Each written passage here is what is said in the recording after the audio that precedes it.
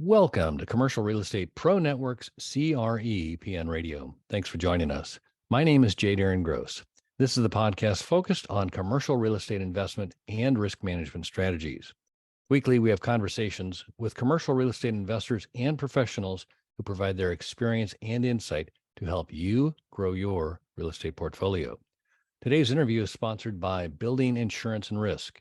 When you invest in real estate, it pays to work with a real estate investor protection specialist to protect yourself and your investment from catastrophic loss. The experts at Building Insurance and Risk focus on real estate investor protection. They provide you with multiple insurance coverage offers and a side-by-side coverage comparison. To learn more, go to buildinginsurancerisk.com. Today, my guest is Adam Sharif. Adam is the founder at Next CRE, an open bank FinTech supporting the CRE market.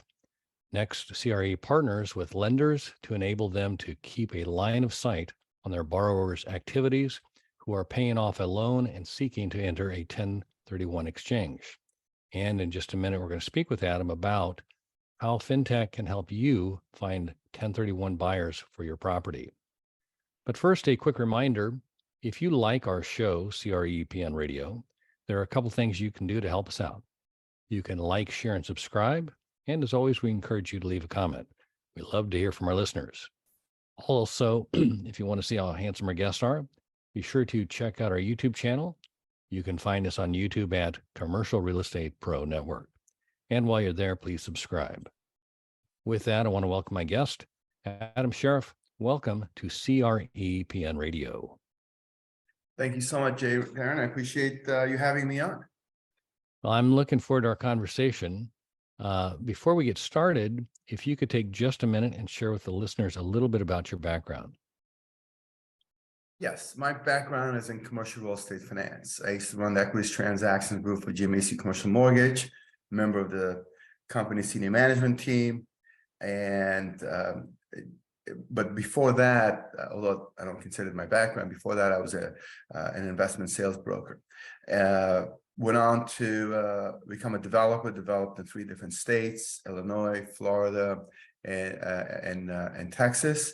Most of our developments were in Florida. The first acquisition in Florida was of a George Soros REIT that contained a 517-unit waterfront property in Miami Beach. We all did very well on that, developed 1,000-unit townhouse developments in Palm Beach Gardens, that sort of stuff. So that's the background that has allowed me to launch Next CRE. The experience gained from each one of those steps was instrumental in everything we've done as far as Next CRE is concerned. Got it. So let's talk about Next CRE.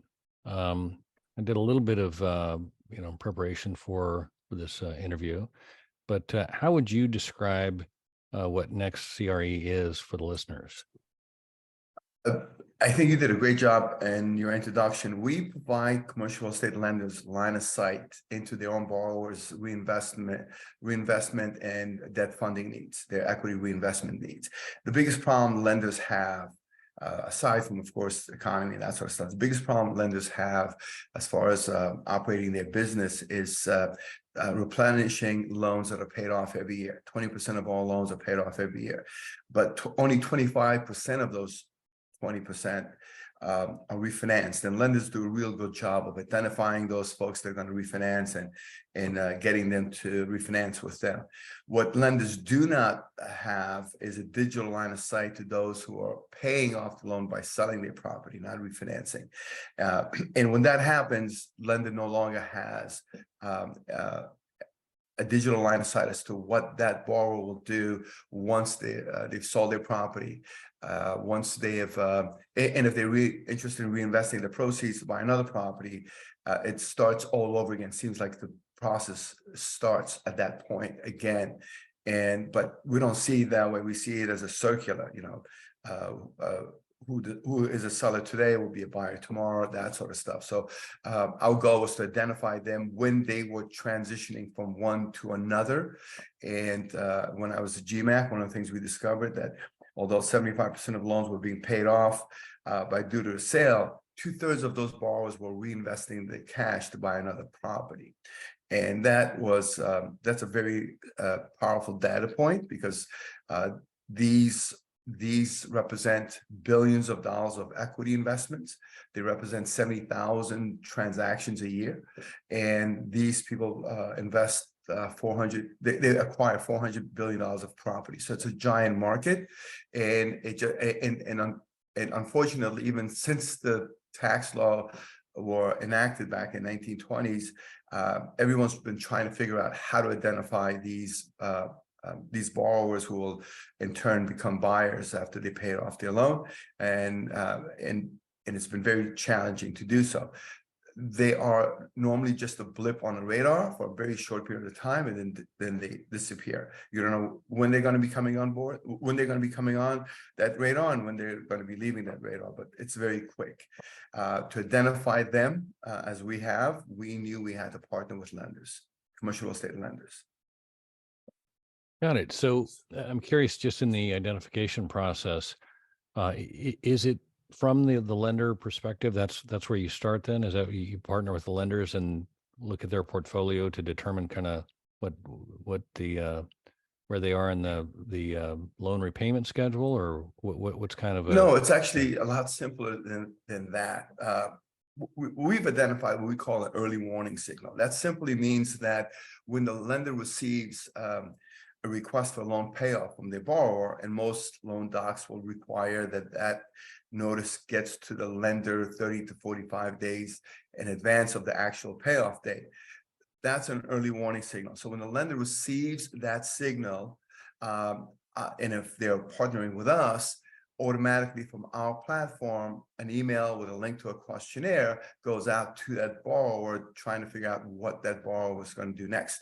The email that goes to the borrower is branded with a lender's logo, and the message is from the lender. So as a borrower who's now had a relationship with this lender for 7-10 years, it's a welcoming email, because here's the lender whom they've been paying mortgage payments and sending rent rolls and all sorts of financial information to the lender for the past 10 years, is now saying, hey, look, we want to help you find your next opportunity, assuming that's what you want to do. And once the borrower receives that email and opens the link and completes a questionnaire, which basically asks for a question, that is, what do you want to buy, where do you want to buy it, your price range, and amount of equity you have. And when the borrower responds and submits that information, it gets on our platform, and the lender gets a dashboard where they can see that same information. We're not a listing site, so you don't go on our site finding a list of must-buy investors or a list of properties for sale. But if you're a property seller wanting to get access to a must-buy investor or 1031 exchange buyer, if you will, all you have to do is upload your property information, and very much like a dating site, you will be matched with multiple must-buy investors that are interested in your type of property at your location and your price range. Now, the must-buy investors information is anonymous. The only thing a property seller will see is a number of days till the selection deadline and amount of equity they have to invest, to make sure that those two things are in line. If a must-buy investor only has 10 days or less to select their replacement property, chances are they don't have enough time to look at your deal. On the other hand, if you match with a must-buy investor that has 45, 60, 75 days till their selection deadline, well, now you've got plenty of time to not only submit your deal to them, have them review it, do their early due diligence, issue a letter of intent, sign a contract before the actual cut, before their selection deadline, which is really the goal, because you don't want to just identify what you want to buy. You also want to control what you want to buy, because if you don't control it and then circumstances change and that deal is no longer available for a variety of reasons, you've just blown through your 1031 exchange. So it's critical to not only identify what you're going to buy, but also to control it. So the listing that the questionnaire, the email goes out, has a questionnaire, the bank borrower, the property owner fills that out, the responses go back. Then did I understand, are they then provided access to the platform, or is that the bank then introduces them to the platform, or how's that? Well, they don't have to do anything. Once Okay. they have completed the questionnaire, they are on our platform and they have their own dashboard. They, you have to register and all that sort of stuff. Sure. So anytime they want to go see the activity on their dashboard, they can just do that by just logging in. And so they don't have to go to our platform or anything. As soon as it's submitted, as soon as they complete the questionnaire, boom, their buying profile is on our platform, like a dating site. When you fill out your profile, I don't know how familiar you are with dating sites. But I've done a lot of research, and like a dating site, as soon as you give your acquisition needs, as soon as you fill out the questionnaire, that's your profile on our site. But again, it's you're anonymous, no one gets to see you. But if there are properties that match your needs, those will be matched with you, and you'll be sent notice saying, hey, you've got a match, you've got 5 matches, you've got all that sort of stuff. Go on your dashboard and check them out and see which one you want, which ones you don't want, which ones you want to respond to, which ones you don't want to respond to. Got it. So the listing or the profile will automatically show them properties that qualify per their answers on the questionnaire. Curious, does it work in reverse as well? Is there a chance that their property would be listed on there, or how is it just a We're one-way? not a listing site, Okay. but if you're a property seller and you want access to must-buy investor, which every property seller wants, they're probably, Right. maybe not universally, but generally speaking, that's who you want as your buyer. They've got cash in hand, they've got a very short time, so you're not going to get sprung out, and they're investing capital that otherwise, or cash that otherwise will go to taxing authorities. So deliverability of a property is much more important to them than making the deal of a century. So if you're a property seller, that's who you want to sell to, right? You want to sell to someone that's as motivated as you and buying it. And these people have a big they have a big problem if they don't complete a 1031 exchange. In a state like California, for instance, if you own the property for 10 years, chances are 50% of the cash you're getting from the sale will go to the state and federal taxing authorities, unless you take that 10 million and invest it in a new property.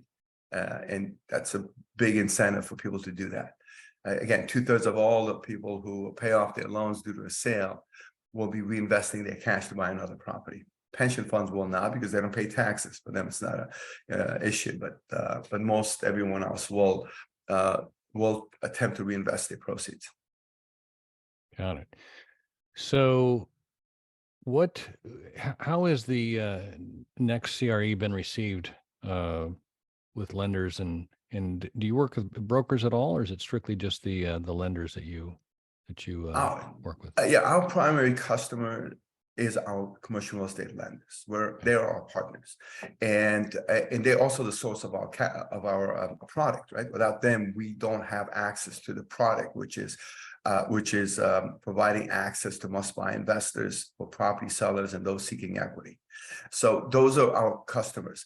A broker, we just yesterday was announced, we learned, I should say, that CCIM has accepted us into their, I think it's called Advantage Program, Members Advantage Program, which allows us, and actually what it does is it basically we are now, next year, are now promoted by CCIM as a preferred sort of vendor, and that's a big deal for us. They've got some 13,000 members throughout the nation, and these are highly skilled commercial real estate brokers, most of them 99% probably, and they're considered just a little higher level in terms of professionalism than most other commercial real estate investment brokers. We're excited about that. We have partnership with other listing sites that have over 100,000 properties on their site using an API. All of those properties are now uploaded onto our platform. Again, we're not a listing site, so you don't go there and find listings, but those properties get uploaded on our platform and they get matched with must-buy investors. And when that happens, our system notifies the broker saying, hey, you've got a match, get on next CRE, get on your dashboard and see all the must-buy investors that you've been matched with.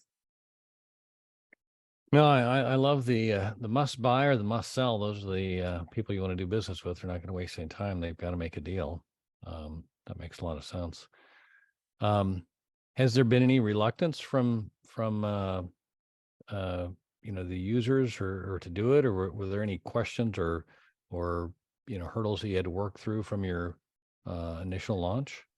Well, the biggest challenge, of course, was getting lenders to become partners. Mhm. No one's ever done anything like this before. So when if you're going to be the first one, or the first one we contact, in fact, this really did happen.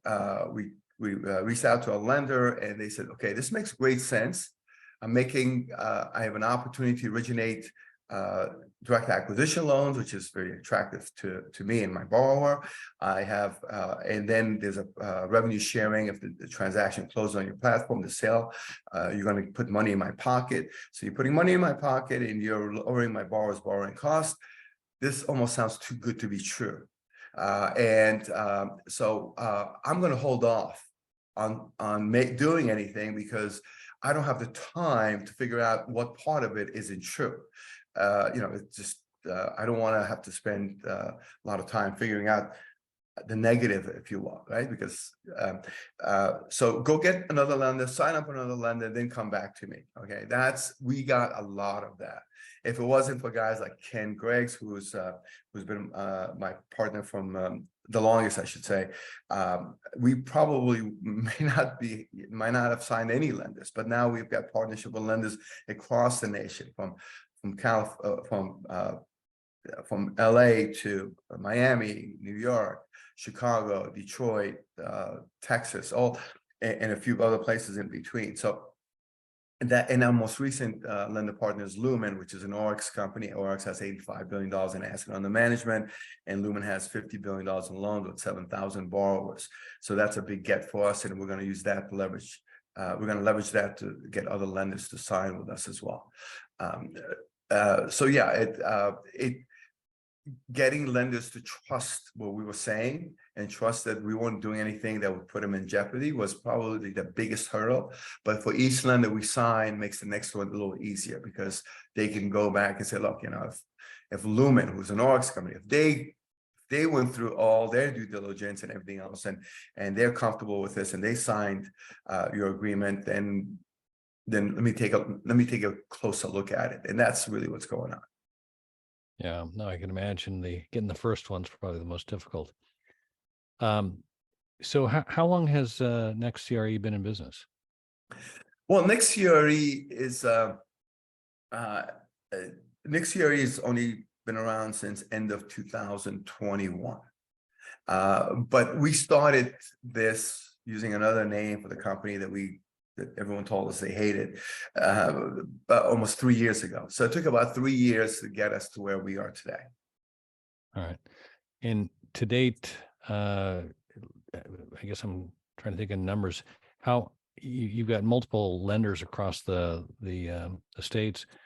Can you give any kind of an idea of the number of transactions that have occurred based on your your portfolio being part of that? Or That's a great question. We didn't really start using our platform. We didn't start getting our lenders to use our platform till this year. We wanted to make sure we had a critical mass. We wanted to make sure we had access to properties, signing partnerships with all these other listing sites and all that. So it took and of course, we wanted to make sure we had sufficient MVIs on our platform, and that's why we needed lenders. So we didn't start doing it until this year. And I can tell you right now, this is a great story. On February 10th, Lumen Producer sent the link to one of their borrowers. Same day, the borrower completed a questionnaire. It's really simple, take you 20 seconds to do so. And within 24 hours, that same borrower was matched with multiple opportunities, and ultimately made offers on 2 of those properties. And and of course, Lumen Producer already gave him several quotes on the deals he's looking at, so he knows exactly what his financing is going to look like. That's an actual story that's going on right now. The deal hasn't closed yet, but we expect it to close shortly. And what made that such an what makes that story so important is that that same borrower, if they had not received the link to the questionnaire, would not know of next CRE, would not have been matched with those properties on our platform, and would have been forced to go on various different sites and try to find properties on their own. And it's a very time-consuming process. I can tell you that it doesn't always work very well. Some of those listings are dated, some of them are dead, in terms of, property had already been sold and that sort of stuff. But brokers keep those listings on sites to use as a lure to get buyers in for another property they may have. So these must-buy investors would have wasted a lot of time. The other thing that's really important for Lumen is there are several commercial real estate brokerage firms out there that also have a mortgage origination arm. And if you buy a property from them, if you make an offer on one of their properties, one of the things they were going to ask you to do is to use them to originate the new loan. That Lumen producer would have never known about what properties were going to be acquired by their own borrower, and may not have had even an opportunity to provide the loan quote for the new acquisition. So now with next CRE, the competitive threat to Lumen from a broker who also has a lending platform, it goes away, because now they're there way before. They're in the process way before any broker can get in to sell them on, hey, you're buying this property from us, we're the listing broker, but we also know it very well, and we think you should hire us as your mortgage banker as well. Some lenders, and I'm hearing more and more about this, which blows my mind actually. Some of these brokerage firms will say, you cannot buy my listing unless you use me as your loan originator. And that's not simply making it up. That's becoming a bigger and bigger problem. In fact, Lumen was going to buy their own brokerage service simply because they felt that they were being that they were being uncompetitive, and they were having a hard time. They were losing deals to these other mortgage platforms. Well, now that threat goes away. Right now, the Lumen producer sees the activities of their own borrowers on the platform, and the properties are coming through us, and the broker doesn't have an opportunity to go to that must-buy investor and say, hey, why don't you, if you want my property, you're going to have to also hire me to do your origination. There's no chance for them to do that, and Lumen now has the only line of sight to what that borrower is going to be doing as it pertains to providing financing. I hope that makes sense. I was rambling there for a No, moment, that makes complete sense. I mean, that the competition, if they've got a lending arm trying to muscle in on the business and kind of ace out, the prior lender, or you just try and tie that up. I mean, you see that kind of the vertical integration sometimes between different groups and that, I get it from their perspective, but obviously if you've got a relationship and want to maintain that, I see what you're doing is kind of, you are getting in front of that, and you're able to rekindle the relationship, because I think a lot of times lenders, that a lot of the activity is up front. Maybe you have to produce annual financials and that kind of thing, but as long as you're making your payments and your loan's not coming up for a renewal or anything like that, there's not really a lot of communication between the lender and the borrower.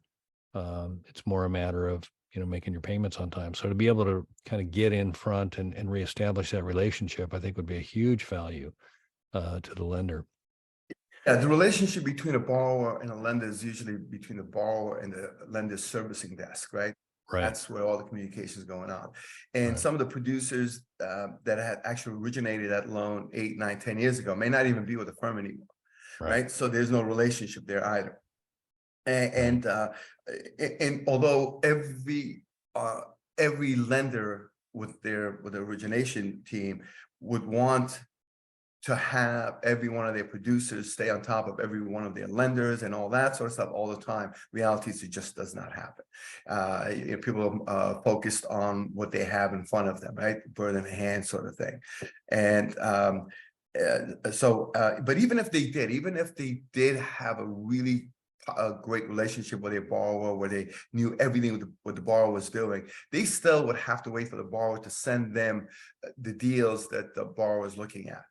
That takes time, and that allows other people to come in and compete with that lender.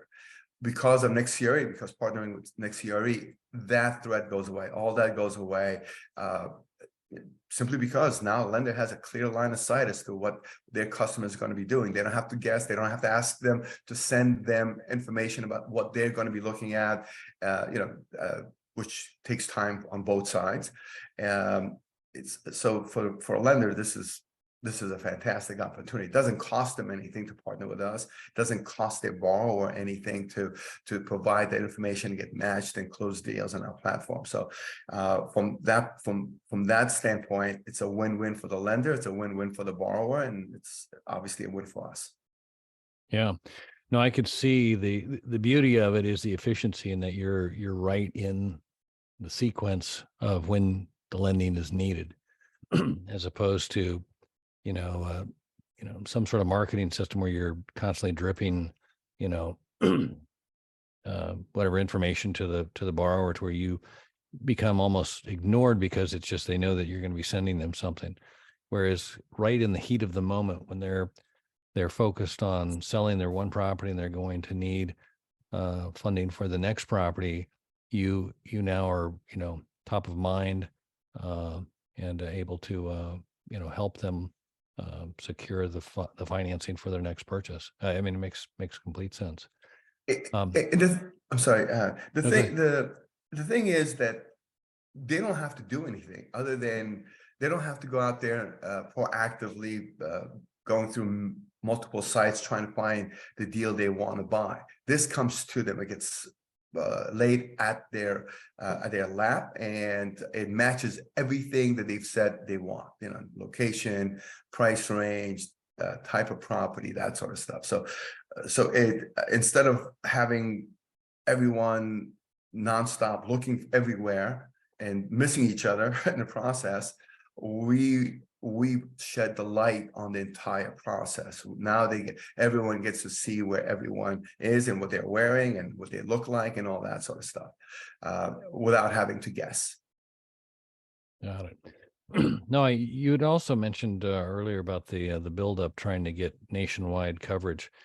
I'm curious, was there a target as far as the number of lenders to be engaged with before you launched? Was there a number that you realized you needed, or a number of markets you needed to be in? We knew, we didn't have a number. We just knew we needed a critical mass, and Lumen was probably the lender that sort of provided that critical mass for us. Them, and along with everyone else, they're the ones that sort of completed it. They're the ones that told us, okay, we're ready to go. But we didn't have a specific number in mind, but we do know we want every lender in the nation to become a Next CRE partner. We put money in their pockets, we lower their borrowers' borrowing costs. What could be better? Well, I was going to ask you about that. Lenders, I mean, obviously Lumen's a national recognized firm. Does it work, or do you work with regional banks as well, or smaller commercial banks? Want to partner with every bank, community, regional, super regional, international banks that are out there. We want to partner with credit unions. We want to partner with every life company. We want to partner with every agency lender. Lumen is an agency lender, and we want to partner with every B-piece investor, because they're the ones that control the CMBS market. And there's only about, I think the top 5 control 70% of the entire CMBS market, and there's only, I think, about 10 to 12 of them total. No, that's great.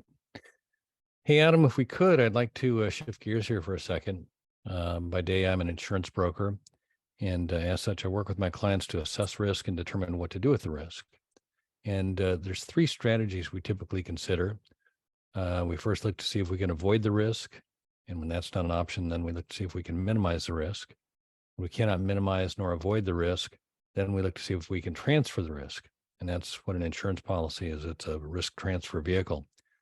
And as such, I like to ask my guests if they can look at their own situation Could be their clients, investors, tenants, the political environment, stock market, or however you would like to identify or what you consider to be the biggest risk, and explain what is the biggest risk. And again, for Well, clarification, while I'm an insurance broker, I'm not necessarily looking for an insurance related answer. And so if you're willing, I'd like to ask you, Adam Sharif, what is the biggest risk? risk for us is the biggest risk for anyone else, and that is the uncertainties. Okay, no one know uncertainties. It's the opposite of having a line of sight, right? There's no one can sit there and tell you exactly what's going to happen. Everyone can guess. So that's one of them. But I liked recently this question was asked of Warren Buffett, and I love his answer. Basically, he said, political risk, international political risk, like wars in Ukraine and such, and maybe the next pandemic. Those are what he worries about the most. Those are the things that he can't control. Those are things that could create even greater uncertainty all over the place. So I'm going to go with that answer. I like Warren Buffett personally anyway, and when he gave that answer, I thought it was fantastic.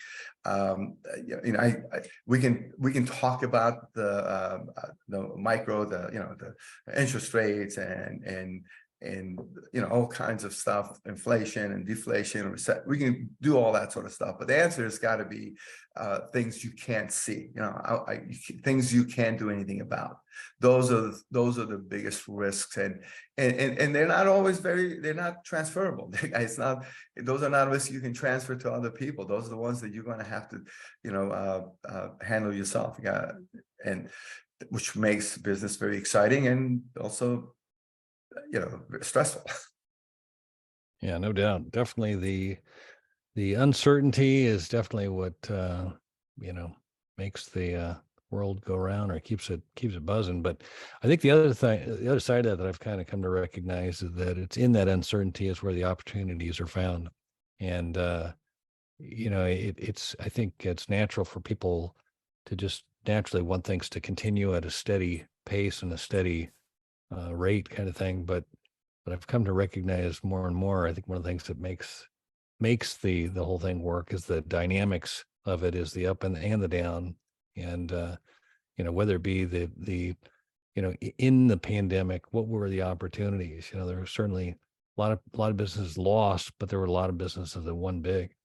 And so it is kind of an interesting situation to look at, and I'm sure it keeps you and everybody else on their toes, trying to figure that out. So, say, Adam, where can the listeners go if they'd like to learn more or connect with you? Well, our website is nickcre.com, and if you want to send an email to info@nickcre.com, someone will absolutely respond to you. And if you need to speak with me directly, my email address is adam@nickcre.com. Got it. Well, Adam Sharif, I cannot say thanks enough for taking the time to talk today. I've enjoyed it, learned a lot, and look forward to doing it again soon. Thank you so very much. Appreciate your time, and I appreciate you having me on. All right. For our listeners, if you like this episode, don't forget to like, share, and subscribe. Remember, the more you know, the more you grow. That's all we've got this week. Until next time, thanks for listening to Commercial Real Estate Pro Network's CRE PN Radio.